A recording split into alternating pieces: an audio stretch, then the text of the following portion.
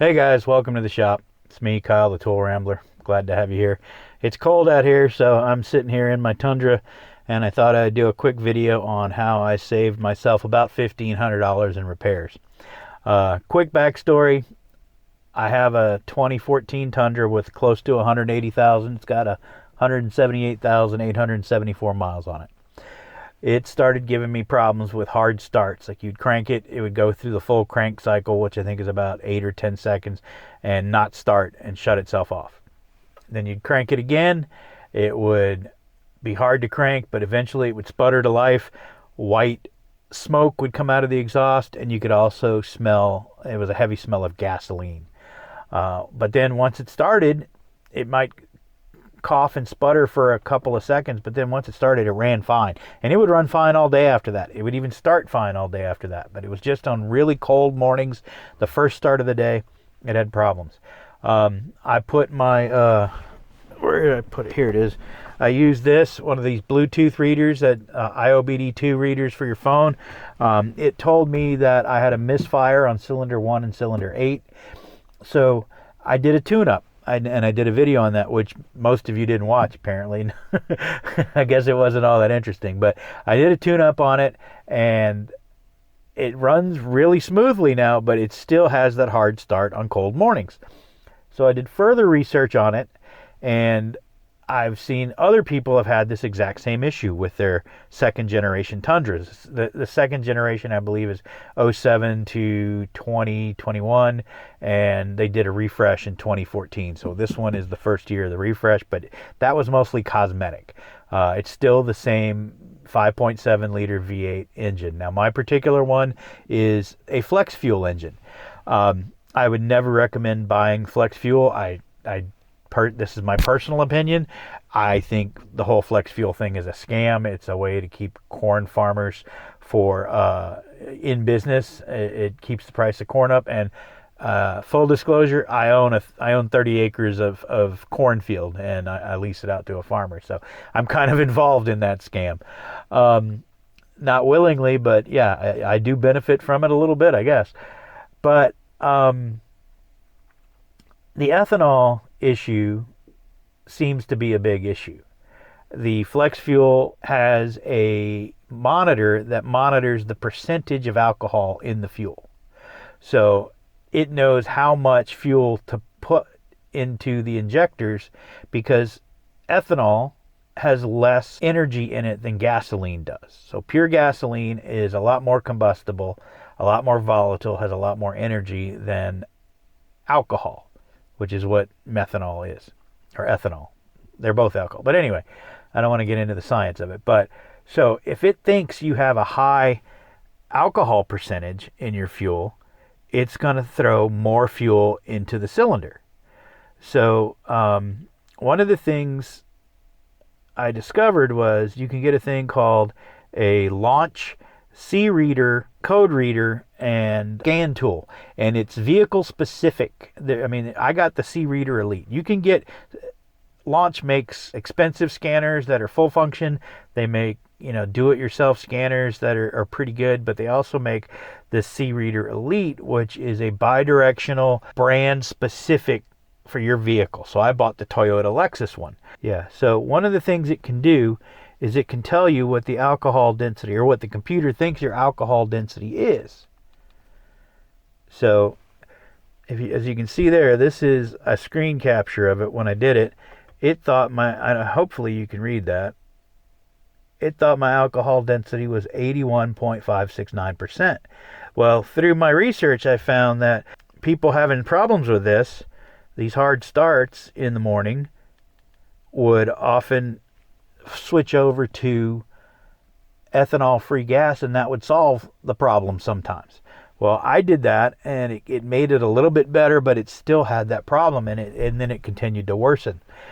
So that wasn't the issue. A lot of people were spending $1,200-$1,500 to get their fuel pump replaced, because that's what the dealers were telling them they needed to do. And it didn't make sense to me, because obviously the fuel pump was working. The fuel pump was working too well. It was putting too much fuel into the cylinder. That's why you'd get that white puff of smoke and the smell of gasoline when it would finally start.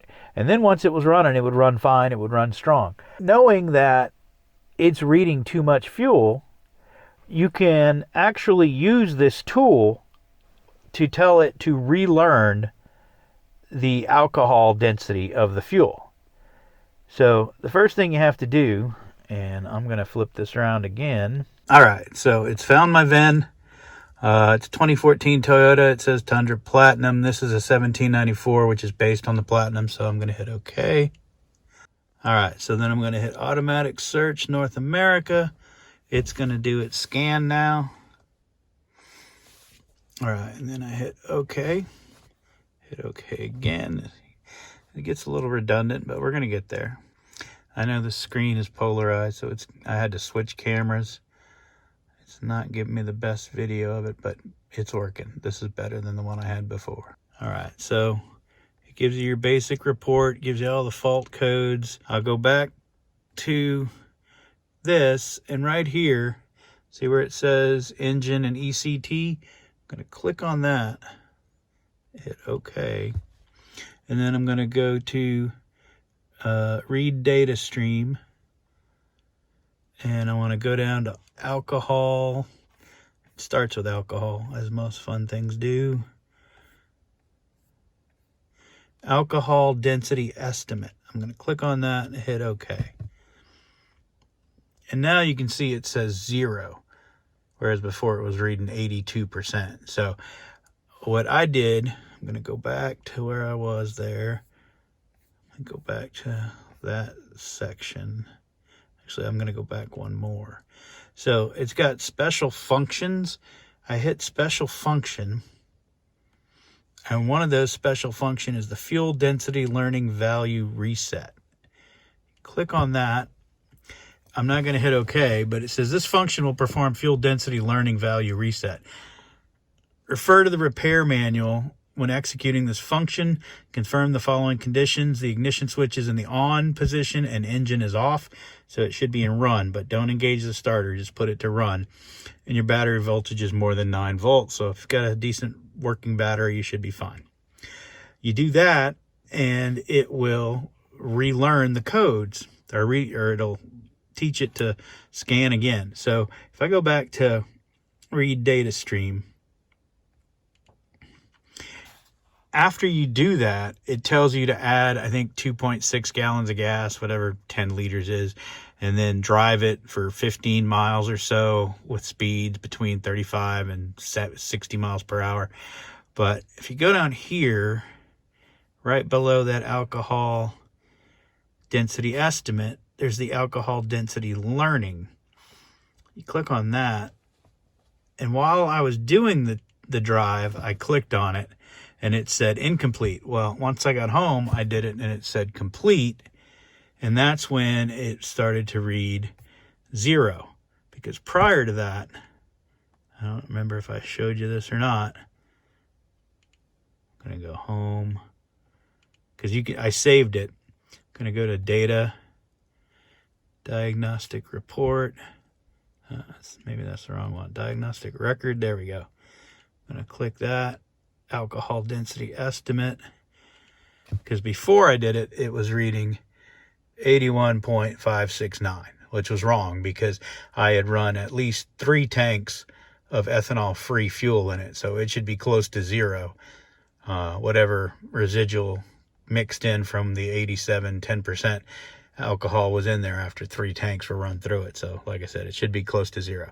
So that's what it was reading. And now it's reading 0, and now it's starting up just fine. The issue can be caused by fueling with the engine running. I know you're always taught to turn your engine off on a gasoline vehicle, but sometimes when it's really cold, you want to keep that heater running. And on a modern vehicle, it's not really a problem, but apparently it is a problem on a flex fuel vehicle. If you put fuel in it while the engine's running, it's going to mess up your alcohol percentage, and then it'll mess up your fuel pump readings, and you're going to have hard starts. So hopefully that'll save you guys $1,500, you guys that have the the Tundra 2nd generation, and the dealerships that want to put new fuel pumps in it, don't spend that money until you do this. Spend the $130, $140 on the Launch C-Reader Elite and see if this can fix it for you first. Hopefully this will help you guys out. Thanks for joining me. And as always, guys, ramble on.